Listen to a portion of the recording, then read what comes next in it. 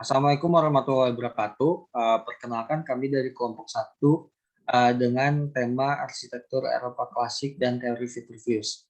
Dengan beranggotakan saya sendiri Muhammad Farhan dengan NIM 20 50 60 50 711023 dan partner saya bernama Putri Nivalda Maria dengan NIM 20 50 60 52 011001. Baik, sebelumnya saya akan menjelaskan sejarah singkat dari arsitektur zaman klasik Eropa. Zaman klasik Eropa ini memiliki kurun waktu pada abad ke-8 sebelum Masehi sampai abad ke-6 sesudah Masehi dalam sejarah kawasan Mediterania. Arsitektur yang berkembang pada zaman itu dikuasai oleh bangsa Yunani dan Romawi kuno. Pada masa itu mereka meluaskan kekuasaannya sampai ke seluruh Eropa, Afrika Utara, dan bahkan ke Asia Barat. Di masa tersebut mulai muncul pemahaman teori yang melandasi arsitektur klasik, yaitu teori Vitruvius. Teori Vitruvius ini merupakan setiap desain bangunan yang ada harus memenuhi beberapa kriteria, seperti yang pertama formalitas, yang berarti kuat dan kokoh, utilitas, yang berarti memiliki fungsi dari desain yang dibuat, dan venusitas, sebagai keindahan bangunan yang dibuat seimbang, simetri, dan proporsi. Untuk selanjutnya, sejarah arsitek di bangsa Yunani sendiri ini menggunakan batu material alam seperti marmer yang ditumpuk. Lalu penggunaan struktur yang ditumpuk ini juga terdapat pada bagian kolom luar bangunan yang menyangga atap. Pembuatan setiap bangunan dilandasi oleh teori Vitruvius.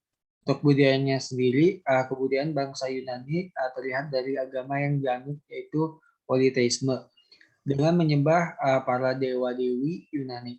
Mereka percaya bahwa semua yang terjadi pada alam terjadi karena kehadiran dewa-dewinya, sehingga keberadaan patung, pada kuil dan monumen yang sangat indah ini menandakan kepercayaan bangsa pada saat itu yang sangat kuat. Untuk ekonominya, bangsa Yunani sangat mengandalkan lingkungan dan geografis mereka dengan mengandalkan jual dagang pada kota-kota besar mereka. Untuk selanjutnya akan dilanjutkan oleh Putri Nivalda. Konsep pemikiran dan desain gaya order klasik Yunani. Yang pertama ada Doric, Ionic, dan Korintian.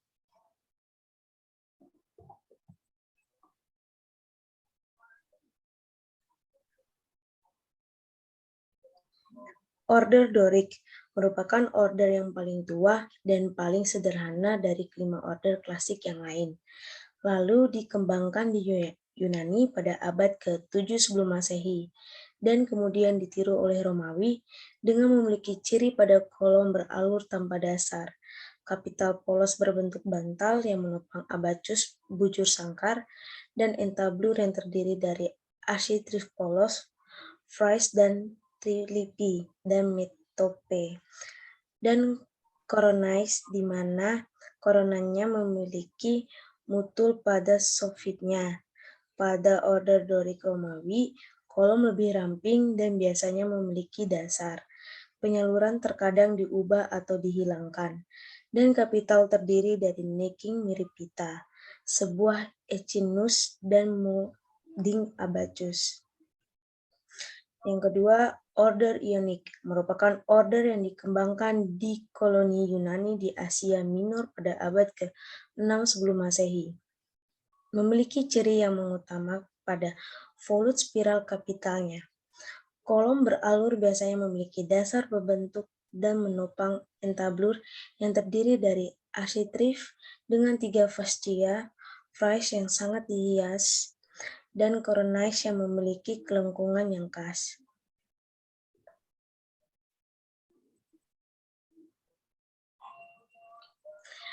Order Korintian atau order Korintus. Order ini adalah order arsitektur klasik yang paling akhir dikembangkan dalam tradisi arsitektur Yunani dan Romawi. Nama Korintus berasal dari kota Yunani, Korintus. Meskipun gaya ini memiliki model tersendiri pada praktik arsitektur Romawi, namun pada dasarnya mengikuti kecenderungan yang dipengaruhi kuil Mars, altar, di Forum Agustus sekitar 2 Masehi. Gaya order ini digunakan pada bangunan Maison Care di Gallia Selatan, Nimes dan kuil Podium di Veii.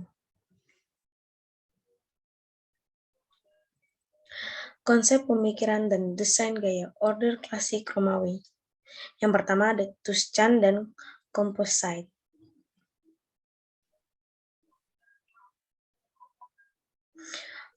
Order Tuscan. Order Tuscan merupakan order klasik yang berasal dari Romawi, yang pada dasarnya merupakan Dorik Romawi yang disederhanakan, dengan ciri kolom tidak beralur dan dasar kapital dan entablur yang polos tanpa dekorasi selain modeling.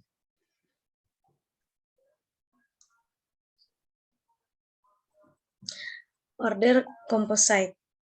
Salah satu dari 5 order klasik populer, terutama sejak awal Renaissance, tetapi diciptakan oleh Romawi kuno, di mana order Korintian dimodifikkan dengan menempatkan 4 volut ionik yang diletakkan secara diagonal di atas bel dedaunan Acanthus Quarentian.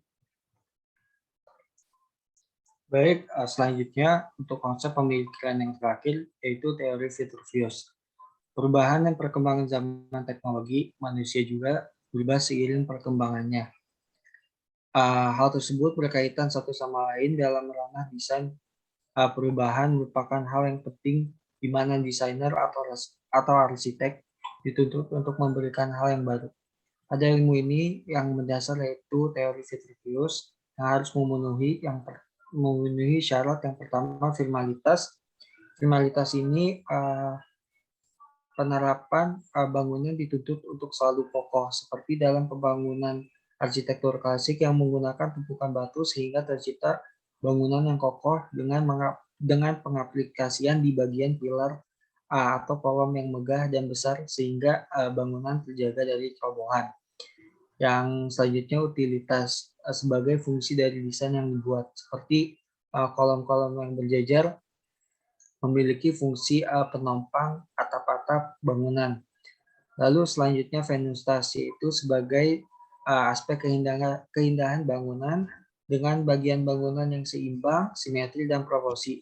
Bangunan dibuat sedemikian indah bisa ditemui dari arsitektur klasik Yunani dan Romawi dengan memperhatikan kolom-kolom yang megah dan berjajar memberikan irama harmoni pada bangunan tersebut sehingga terciptakan harmoni iramanya, seperti penambahan patung-patung pada kolom-kolom bangunan sebagai ciri-ciri penanda agama.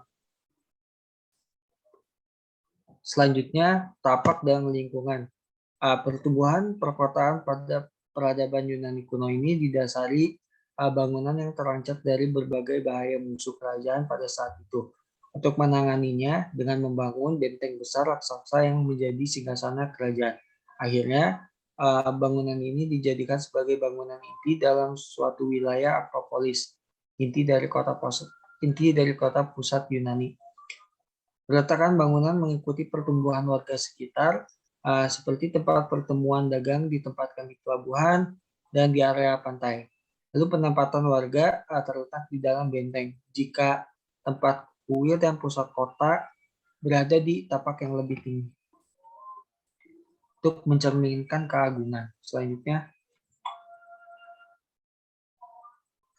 tata ruang. Yang pertama, memiliki bukaan bangunan yang kecil dikarenakan ingin terciptanya kesan gelap dalam ruangan sehingga pencahayaan hanya masuk melalui pintu. Yang kedua, bagian penting dalam ruangan biasanya diletakkan pada dalam ruangan, sehingga ruangan tersebut menjadi pusat bangunan. Yang ketiga, bangunan Yunani dibuat memanjang ke dalam atau menyamping.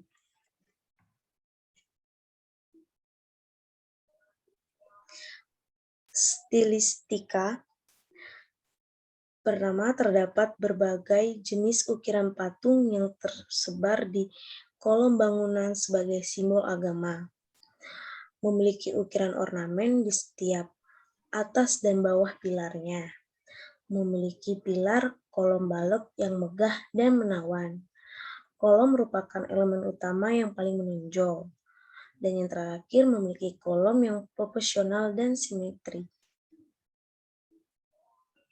Untuk selanjutnya, struktur dan konstruksi. Untuk struktur dan konstruksi yang pertama, kami mengambil contoh dari bangunan Parthenon yang dibangun oleh bangsa Yunani.